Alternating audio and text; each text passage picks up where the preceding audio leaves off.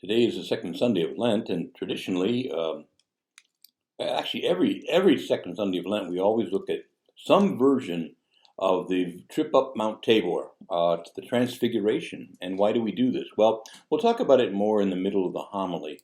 But this is kind of one of those gospels that's meant to encourage the apostles, certainly originally, and also all of us on the journey through Lent under the resurrection. Kind of a little foretaste, if you will, a foretaste of Easter glory. Now, with that in mind, we're familiar with the story. Jesus takes Peter, James, and John, brings them up a high mountain apart by themselves, and he was transfigured before them. And we'll look at the details of that as we go. Now, let's look at maybe three things in particular about this gospel. The first thing being the kind of the picture, if you will, that's provided by this transfiguration, the purpose, and also the person. All right.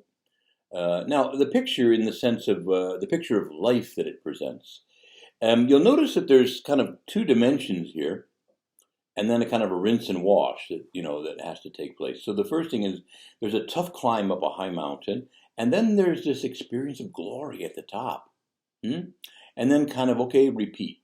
And they got to go down that mountain, up another mountain, and so on in life. This is the nature of life. It's ups and downs, shall we say, kind of the English expression. There's a lot of ups and downs in life. There's a lot of climbs, and there's a lot of experiences of the fruits of that climb. What a vision, what a view, and then we have to kind of go back to making the journey, and this is how life is. So the first thing we notice again is this picture. Now, there's an African American spiritual that has a great genius about it in many ways that sort of plugs into this vision. Namely, it says, "We are climbing Jacob's ladder, soldiers of the cross. And every round goes higher, higher, soldiers of the cross." Now, it's a ladder, but it's not really a ladder. It's like a spiral staircase, Every round goes higher, higher. Now, the word round here can refer to the music, so that every verse would go a half step up. So, we are climbing Jacob's ladder, soldiers of the cross, and so on. We are climbing Jacob's ladder. And then you keep going up the musical scale. There is that sense of every round going higher, higher. But there's also, again, this sort of picture in our mind of a kind of a spiral staircase. And what's interesting about a spiral staircase is that it indicates a kind of a pattern. At one time you're on this side of the circle, then you're on this side of the circle. And but you make another round, but you're not exactly at the same spot. You're maybe back here again, but you're one level higher. And then and you're one level higher. And so this is the nature of the picture, that we climb, we experience glory, and then, we have to, descend that mountain or whatever, and then climb again, and climb again. But every round goes higher, higher. So as we look then, how did they get up this mountain? It says they made a climb up a high mountain. I've been there to Tabor, and some of you have. It's almost 2,000 feet. It's not a rocky mountain, but it's it's a pretty high mountain. And when you get up to the top, it's like you're looking out of an airplane. And I'm aware that airplanes fly a lot higher than 2,000 feet. But I mean, when they're up that high, you're already starting to see, wow, what a vista. And so you're looking down in that beautiful Jezreel Valley, all right? But how did they have to get there? First, they had to climb. And it wasn't an easy climb. I would imagine it takes the better part of a day to get really up to the top. Now, remember, even today, those who climb, most people ride up in these special vans or taxis they have.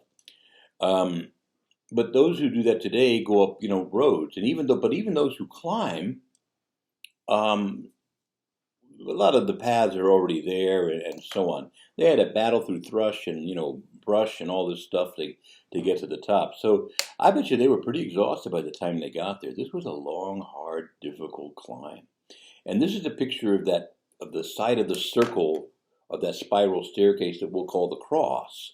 It's the effort, it's the climb, it's the difficulty, it's the pain, it's the effort, you see. But all of that leads them to the top of that mountain. And that old song comes to mind, I'm climbing up the rough side of the mountain and I'm trying my best to make it in.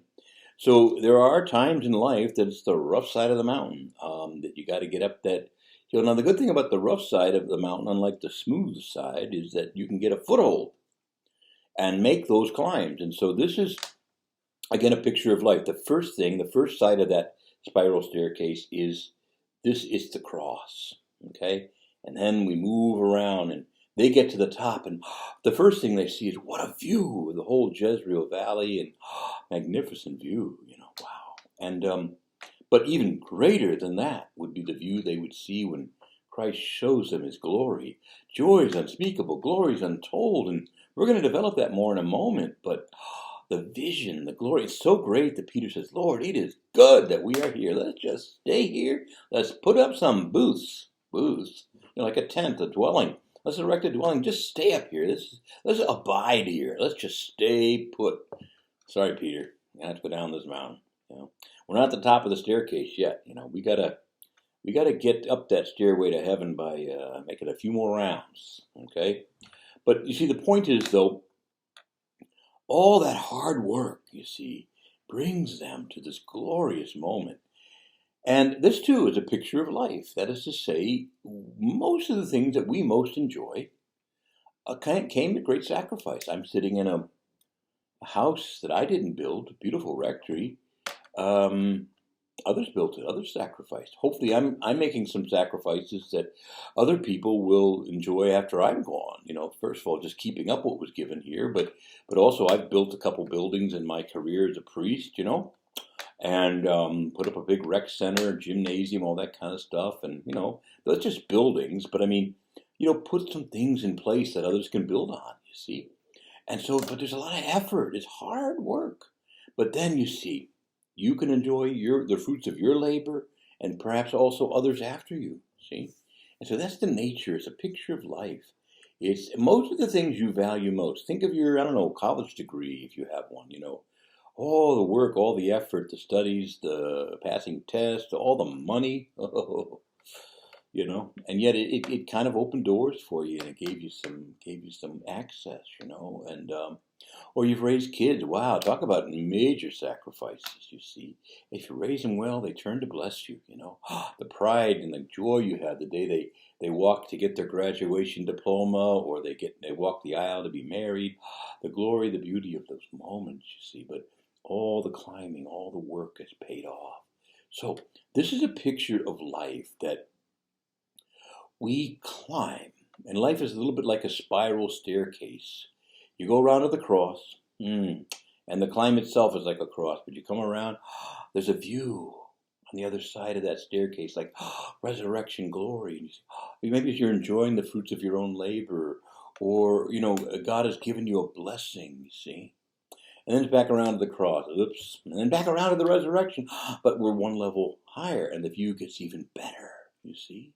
This, again, I offer to you as a picture of life. Now, the second thing we want to say about this gospel is that it presents to us, if you will, is presenting to us, say, the purpose of this little trip up Mount Tabor.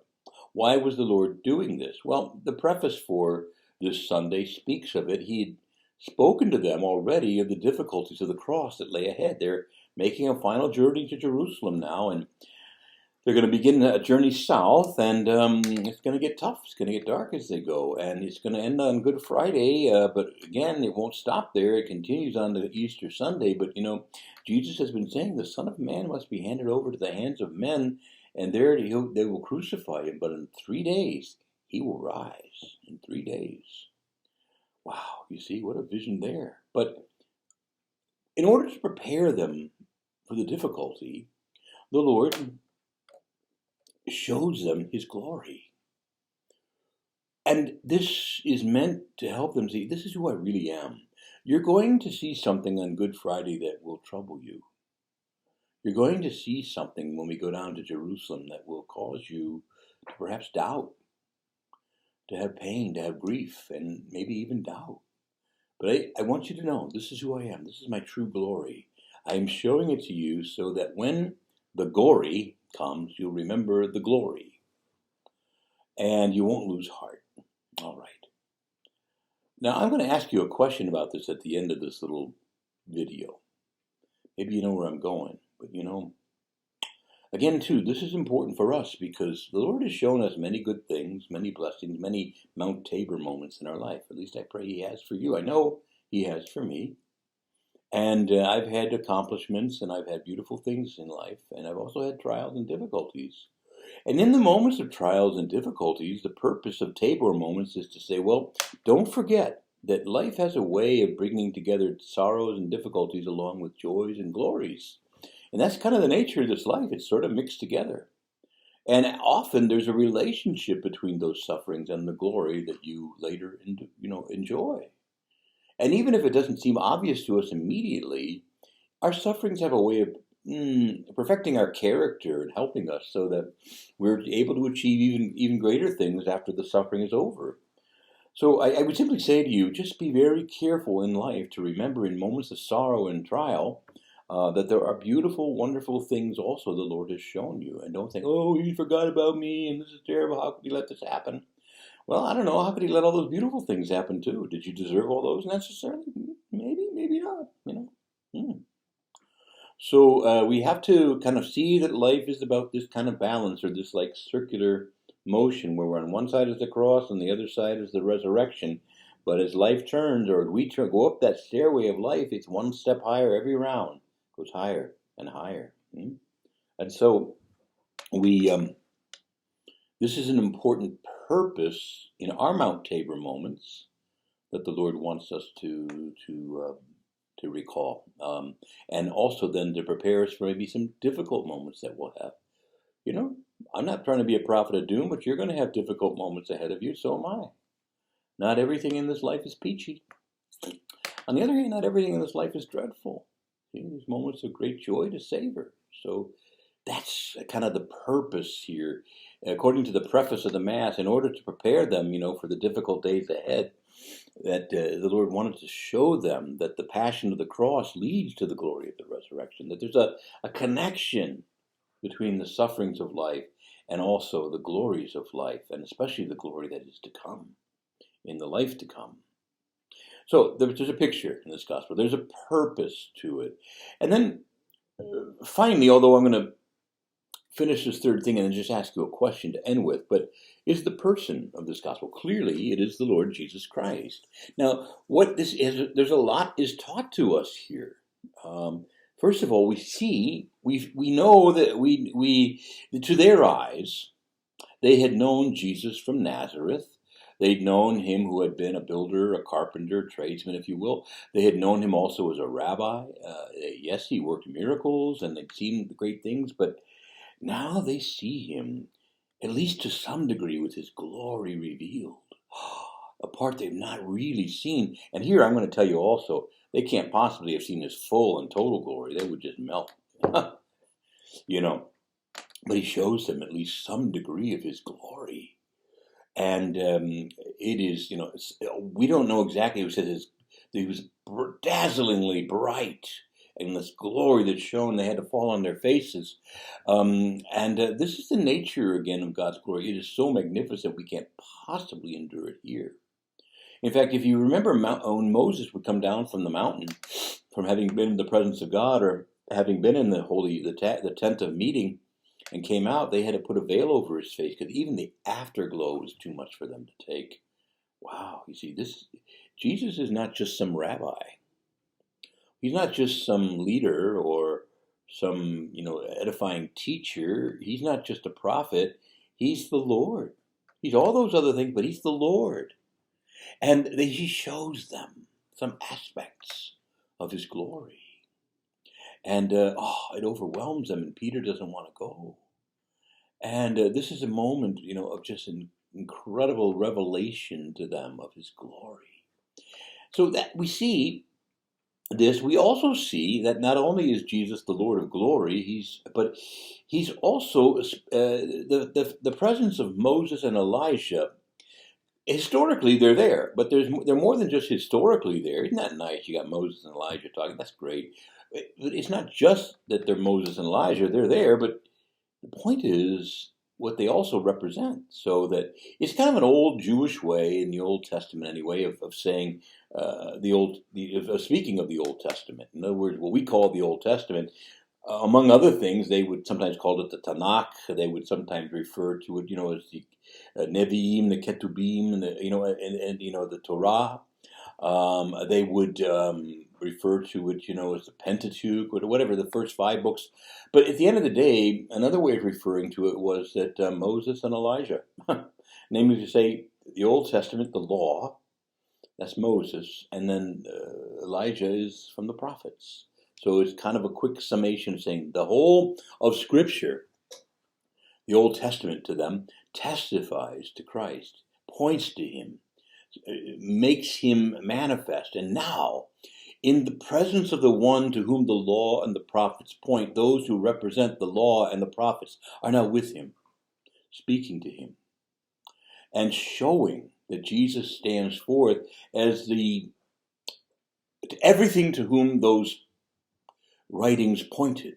He is the Lord. He's the one promised. He's the Messiah. He's the Savior. He's the Lord. He's the King of glory. He's the one who we are looking for. He is the great Son of God, the great Son of Man, the great Son of David. He is the one who will come to save his people and set them free. Messiah, Lord, Christ. And so we see that we have this magnificent testimony of who Jesus is from Moses and Elijah. And then the Father's voice, this is my Son. Listen to him. So there is here, if you will, the person of this gospel, Jesus, who is King, Lord, Messiah, eternal Son of the Father, second person of the Blessed Trinity, the great I Am, the great mysterious, wonderful one, the awesome one, the King of light, the King of the ages, the King of the universe. It's Jesus. He is at the heart of this gospel. And he shines forth in glory upon them. Wow. There's some sayings that Tabor, the word Tabor means navel or belly button. But what really mean, belly button? But I mean, it means center. Everything revolves here, you see, around. Jesus is at the center, see. Everything revolves around him. That's one of the images of a rose window, right? With Christ at the center and all those petals of the rose around him and around the lives of the saints in heaven. And this is so Tabor kind of lives up to its meaning here, right? So wow, you see, look at all this, you see. His glory is manifest to them. Moses and Elijah are pointing all the scriptures. Jesus fulfilled hundreds of scriptures. That the blind would see, the deaf would hear, the lame would walk, the poor would have the good news preached to them. That he'd be born in Bethlehem, that he'd be from Nazareth, that that he would feed them with bread. All these prophecies and hundreds more he fulfills. See, so Moses and Elijah, and then says the visual glory, and then this is my Son. Listen to him. See? He's not just some dude. He's not some rabbi. Yeah, he's all that, but he's more than that. This is my Son. This is the Lord. See? Pay attention to him. All right. So we've seen the picture of this gospel. We've seen the purpose of this gospel, which is, again, to prepare them for the difficulties, right? The picture, of course, is that pattern of life. Always caring about in our bodies the dying of Christ, so that also the rising or the life of Christ may be manifest in us. That's our pattern of life. And so we have the pattern, if you will, the picture, and then we have the purpose, right? Preparing us for difficult times. And finally, then the person. Now, I want to ask you a question as we end. As I said to you earlier, the purpose was to prepare them so that when Good Friday would come, they wouldn't lose heart, wouldn't give way to complete fear and dejection. Did it work? Well, three of them went up, Peter, James, and John. Only one of them, John, made it to the foot of the cross. But 33%, that's not bad. If I'm going to preach a message and 33% kind of get it and find their lives changed for the better, that's not a bad record. You know, I'd like to have 100%, but 33% is not that bad. So, we could say that. But on the other hand, John sort of he was able to see past the ignominy, the horrible goriness of the cross. He was able to see beyond to the glory, and I don't know what he was like psychologically there, but he was at the foot of the cross where it was dangerous to be. Oh, you one of his disciples? Come with me. We're gonna put you under arrest. So it was dangerous. It wasn't, but he was there with Mary Magdalene, with Mary Clopas, Salome. Only John made it. James and Peter bugged out. Too hot here. Had they forgotten? Yeah, probably. Now, before we say, oh, look at them, look, we forget. God's shown us marvels and wonders in our life. And too easily, we just, one little dark cloud pulls over and like, there's no sun. The sun will shine again. But nope, that's not what we would just go to a dark place, and so easily we forget. So as I say, we can kind of say to John, Peter and James, look, you didn't make it there, but we don't make it there too easily. See, and so try to be John. Try to avoid being Peter and James. Try to get the message. We're told today about a pattern of life. Life is a mixed bag. Life has some wonderful moments and some very difficult and painful moments. That's the nature of life here. This is not paradise. This is paradise lost. And there's going to be these ups and downs, but at the end there is joy. There are joys unspeakable and glories untold. Not just on some Tabor in a little piece of property called the Holy Land, but an eternal glory, a magnificent glory that will never be taken away. That is in our future if we're faithful. But we got to climb another mountain, not just Tabor. We got to climb that mountain of Calvary. So you see, we're climbing Jacob's ladder, soldiers of the cross. But every round goes higher, higher. Every round, higher, higher. Soldiers of the cross.